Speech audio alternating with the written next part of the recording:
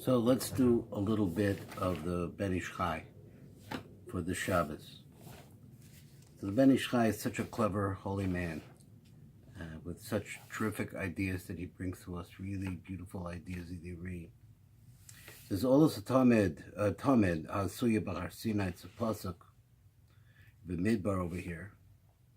But let me say this is Parshat Pinchas. I didn't say that. So in Parshat Pinchas, you find this pasuk, and he says in the second Hine Noda Masha concept Rabbeinu Bezecha B'Shachar Kavanos. That's Rabbeinu Zal referring to the Riyah Kodesh. Al pasuk zeh Olos Tomed. So he says on that phrase Olos Tomed, who sowed shame Avgitats. Now Avgitats is on the Bekoch Gedulas Yamin Chatats. It's a Ruah. So this name refers to the first name of the Ana Bekoach, and it, generally speaking, when the Mukubalim use it, they mean to say the whole Ana Bekoach, each one for each 7 days. It's each of the 7 days of the week. There's 6 times 7 makes the number 42. And this is the basis of the holy name of the Shem Mab. Mab is the number 42. This is an unusual action, and so he's going to explain that every time that you need a bracha, you also need the Shem Mab. So let's see here, Shahu Gematria Tola. So if you take the word Avgitats, you just take it as a letter, you add up the letters, you find out they come to the Gematria of the word Tola. So it's number 506. Now he's going to play this. We'll see how he does it. So this concept of the tola, tolea, means a worm. So tola is the same similar word. So he said, so the chesed, this is the chesed, hamizgaver mizgala, which becomes powerful. It becomes misgaver, means it develops its gevura, and then reveals itself. A Meir called Boker and shines every morning. Kamavur Bazar, the Zohar brings this over here in Parshat Vayikra. Shem Zer B'Sharsho B'Gevuro. So the name Avgitats, the shorish of this name is in Gevura. Shuhu Shem Mab, and it's also the name Mab because again you have 7 different types of pasukim that come in the Avgitats. The Ana Bekoach. First one is Avgitats, and then as they go down the line, there's each one of them has 6 letters. Every day is a different combination of letters, and 7 times 6 or 6 times 7, 42. That's the basis of the name of Mab for the Olam HaYetzirah. Usually refers to Zer Anpen, the letter Vav, Tiferes, things like that. Yaakov Avinu. So he said, "B'gevur shehu Shem Ben Mab, Ben Mab." It's a name of 42 letters. Elder shehu b'chinas hachesed shebegevuros. Now, in the gevuros, there are 5 different gevuros. I mentioned it before. There is Chesed Gevura, Tiferes, Netzach, and Hod. Those are 5. One of them, the first Gevura, is called Chesed. Now there are also 5 Chesadim. They also have the same qualities. Chesed, Gevura, Tiferes, Netzach, and Hod. There's 5 different Chesadim, 5 different Gevuros. But Avgitats is related to Gevura. And there are 5 different types of Gevuros, and the first one is called Chesed. So that's the Chesed of Gevura that we're talking about. So the Tolah now there's a substance of this holy worm, Shuhu Or HaChesed, which represents what? The light of Chesed. Du Hashem HaNizkar Shemispara Tolah. So this is the name that we mentioned before, which is Avgitats, and it's mentioned here as its count, which comes out to be its gematria, comes out to be Tolah. Yesh Kedegdo Tolah Achar Bekali, but in the Klipa, there's also a Tola. So if there's a Tola on the side of Kedusha, which has to do with Ana Bekoach, then there's also a Tola on the other side too. There's Bekale a Sitra Achra. V'gam kum is order bekal boiker the kalas oilim. So just as this this Tola wakes up every morning and orders to revive the world and bring the world into joy because it's a chesed. But there's also at the same time on the other side is one that wants to destroy the world. They're constantly talking about destruction. Chas v'shalom, God forbid. Hashem yisborach b'rachamav begala b'chinas ha'tola shebegedusha, because of Hashem's mercy. Therefore, He came and He revealed this worm, or whatever this Tola means, in Kedusha. Remember, Gedol is the same thing as this word Abgitatz, and Abgitatz is actually Chesed, because the Ana B'Koach has 7 different names, so they go Chesed, Gevurah, Tiferes, Netzach, Hod. Then there's a Kolel called Yesod that holds all of the different aspects of the flow of energy through the other midos. It becomes the 6th, and then there's a Kolel to that, which is the 7th, which is called Malchus. So you had Chesed, Gevurah, Tiferes, Netzach, Hod. Yesod is number 6, and Malchus is number 7 as the Kolel of the Kolel. So he says, anyway, should we go on the Talasha B'Kedusha Hu Or HaChesed and Nizker B'Sod V'Yashkem Avraham B'Boker. Then Avraham woke up in the morning. Because Avraham represents Chesed. The Chesed gets up early, and it's able to knock down, the word is word, but he humbles down the Tola Hatame, the Sitra Achra. So he said, so this is the idea of the perpetual offering that we talked about before. And then Olas Tame. Now the word Tola and the word Ola are the same letters. So he said, and then Olas Tame, that you have an Olad continuously, perpetually. The Osos Olos Hem Hifoch Tola. So Tola, which is the worm, or it's the Abgitats, or it's a different kinds of metaphors that he wants to relate to us. So he said the Osius Olos Heim Hifach Tolos is the opposite letters. So therefore, in the idea that you're creating a Tola, which is there to knock out the other side, you're doing that with this Ola, which is the same Olas, which is the same word. In order to be able to knock down the power, that is the Tola, the same worm, the same as Abigitats on the other side, that really wants to bring everything up into total destruction. So therefore Yisrael is called Tolas Yaakov. Now how does that go together? How does it come out to this name that we mentioned up above, which is Avki? Is that we're going to, that we, with Hashem and discussion of Kedusha, which is Kedusha Shul Misbar Tola, which comes out to be the concept of Tola. V'yishehem b'chalem as ha'akum, so the Gevurah, that is that this Gevurah, which is a Gevurah, in other words, it's a might, but there's a might that's called the Chesed of might, or the might of Chesed, let's put it that way, like that. It's Gevurah. So he said the V'yishehem b'chalem as akum, so the Gevurah, using Gevurah, they're able to knock down the other side, that is the Gentiles. The Goyim that are trying to kill the Kedinya, the Tulas, a rock. This is like this, for example, a soft worm. A makri v'mechalach as a eitz, but nonetheless, it could bore its way into a markiv. It could bore its way into and destroy a tree, a kashiv, a chazak. Funny thing, how does it do that? Adkan devara v'yun sham. I think in the next one he's going to say such a beautiful word. So the next one I think he's going to say that it has a tremendous mouth, and so does the Jewish people. Let's see. So why we're called Tolas Yaakov? Gedichsev al tire Tolas Yaakov. So don't be afraid. Al tire the Tolas Yaakov. Again, Tolas means a worm. The power of the worm is in its mouth. Same thing with us. Our power is our mouths. So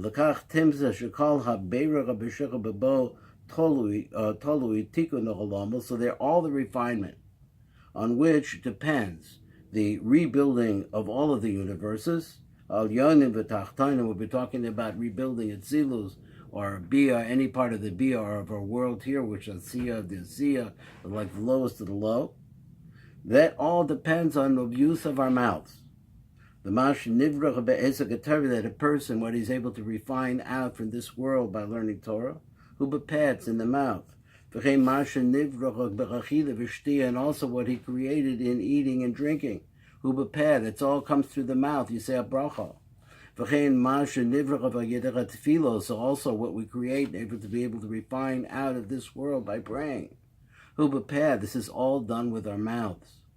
L'kach kara talas Yaakov, so therefore it's called the worm of Yaakov. Talas is the lashon of praying. He says much of the value of the chesed that we're creating.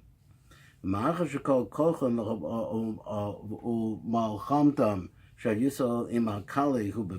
since all of our war that we have with the forces of the other side is with our mouths,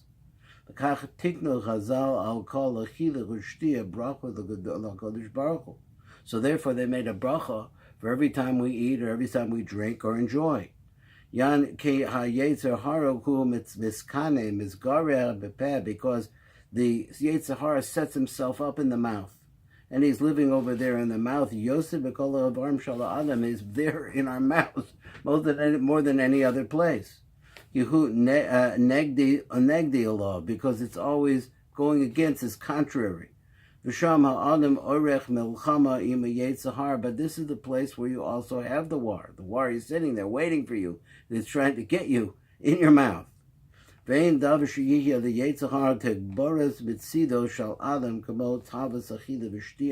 more greater fortification, that is the other side, the taiva that we have for eating and drinking. So therefore the Chachamim, they made that we could bring down a bracha at that time, and this bracha could be used to be able to knock out the Yetzer Hara. So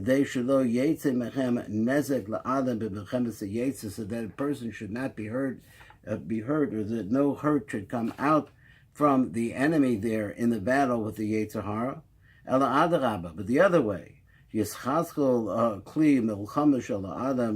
fortify the vessel of the war of this man, which are in the mouths, in order to break down the Yetzer Hara. So therefore the rabbi said like this.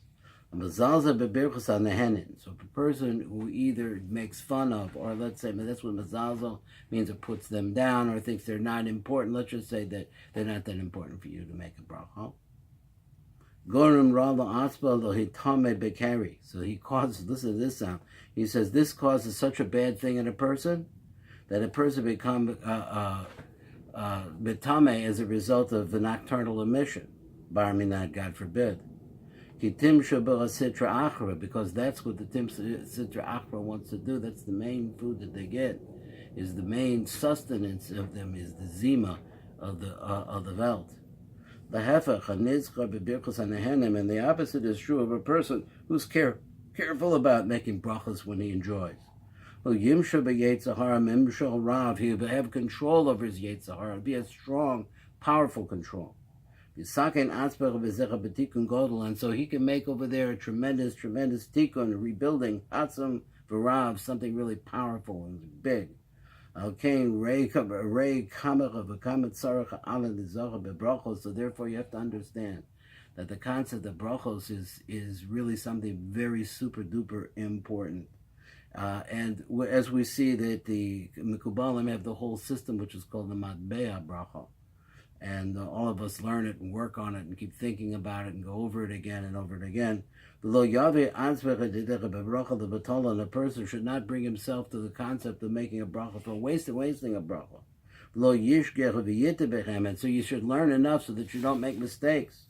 You don't make errors while you're doing that. But everything has to come out of a person's mouth with tremendous intention. Who tov love tov la'olam, then it would be good for him, good for the world. Now, there's a tremendous piece of Torah. You could spend some time going into this because this person's tremendous mekubal. And we're going to look now at a couple of halachos and see what the Ben Eish Chai has, because we have a limited amount of time.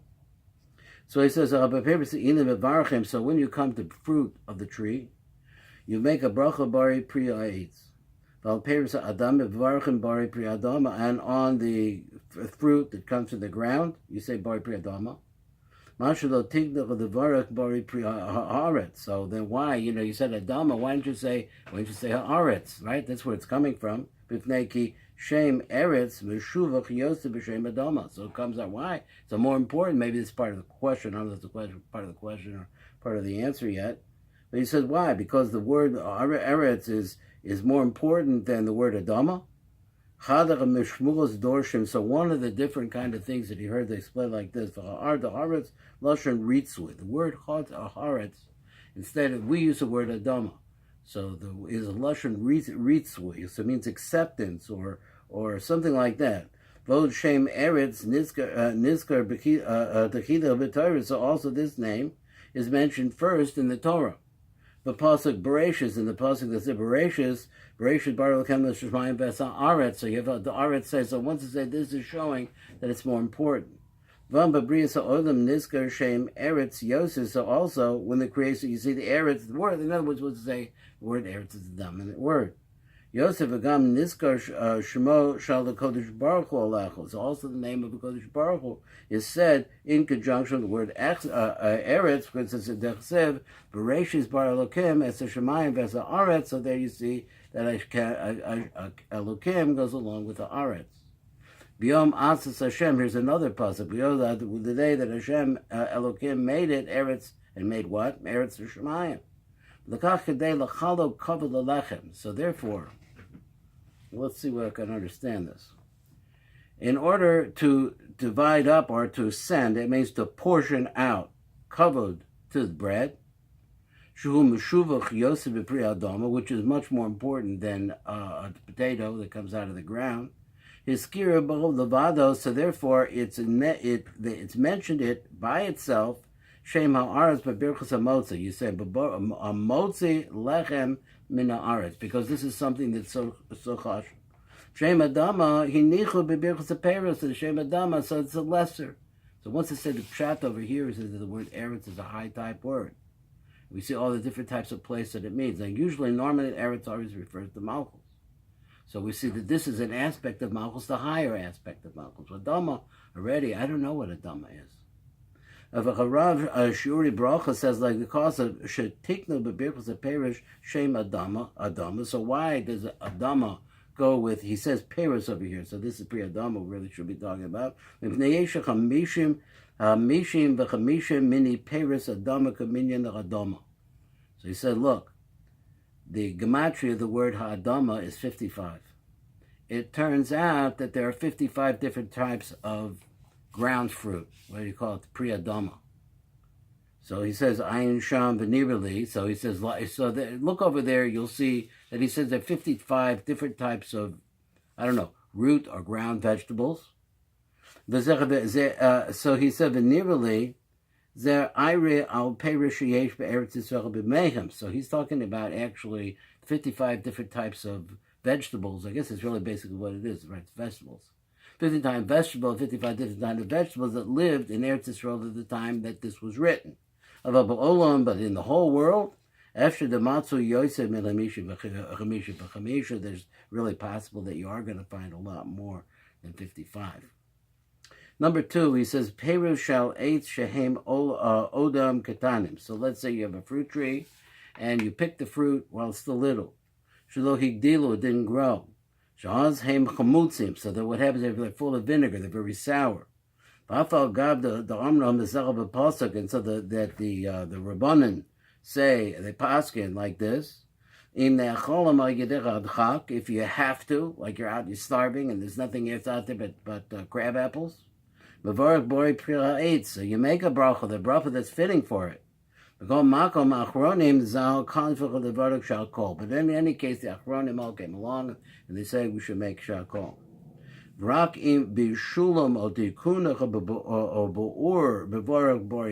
It's only if you put them on the fire. So then you would come around and you would say it. But every other way, you had to say Shakol. Why? Would you making them into something that's much better to eat? Because while they were still raw, they were able to eat them under pressure situations. So therefore, small fruits, which are very sour, and then you boil them up with some other kind of cook them up with some other kind of food. He says that's what they did in Baghdad. So if it's clear to you, to them, and the people that are doing this, that you could eat it under pressure situations, then if that's something that was edible, but only if you really, really had to, so therefore, even when you cook them up and you soften them up and you mix them in with other things, you still would call them a boy praetz. Being sofek, but if you're not sure, the Shema lo bishul, so that if you weren't sure, that say that under pressure situations you could eat it, people would eat it, but you don't know, maybe they wouldn't. So therefore, if you cook them up and you don't know if this is something that people would have eaten before under pressure situations, so therefore you say shakol. Because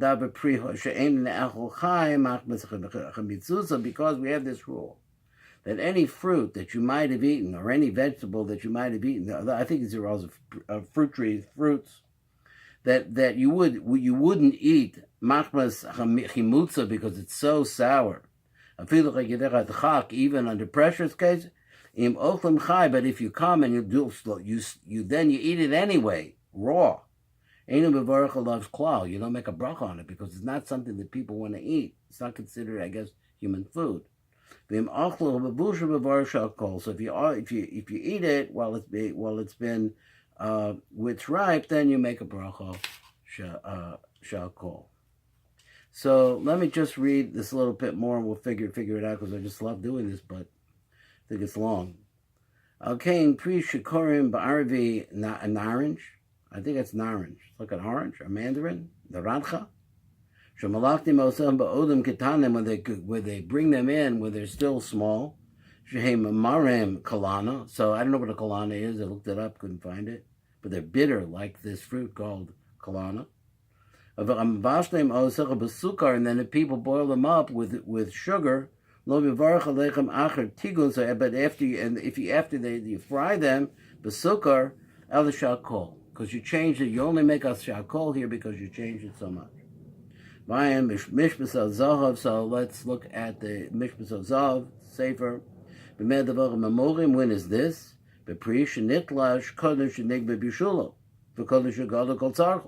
So the prat here is that the difference is that when do we do this? When we're dealing with the fruit that was picked before it was ripe. And it was still smaller than it would be normally. So let's say you took a fruit, but it's a crab apple.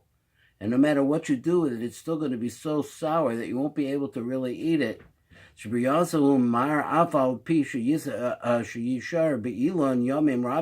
it sits on a tree for many, many days. So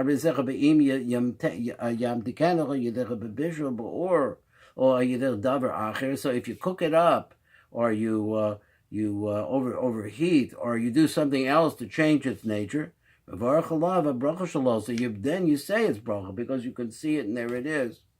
So that's if something that was his natural way. So it's Evaim who ate, so Adama, let's say it's a Priya ate or Priya Adama, either one. So let's say like this, olives. Olives, when they come out, they're bitter. Even when you grow them up to be their regular size, if you try to eat one of those olives before it's dealt with, it's absolutely impossible to eat. So here's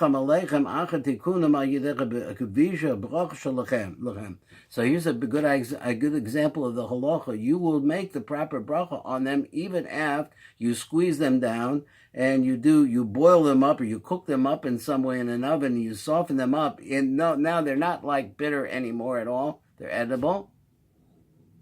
We keep the bracha with them because that's their nature. That's the nature of these. These are not something that's going to grow into something you're going to have to do into something sweet or edible. You're going to have to change it. But since its nature was that it wasn't edible and you change it, you make the original bracha that it should have had, because you would, if it was going to be too sour to eat, but you could eat it. Is that what it is? What's the halacha here? Let me see. Let me just read it again.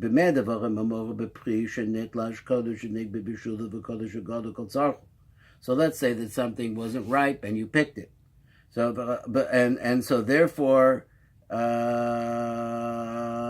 you change the bracha. He says, but something that is finished, but its nature is it's sour. And even though that it could sit on the tree for a long time where it should ripen, but it always is the nature of the tree that it's bitter or sour. So we'll say that if you take it and you sweeten it up, but its nature is sour, so therefore you'll make the original bracha, which is a bori pri ha'etz or bori pri ha'adama. That's it.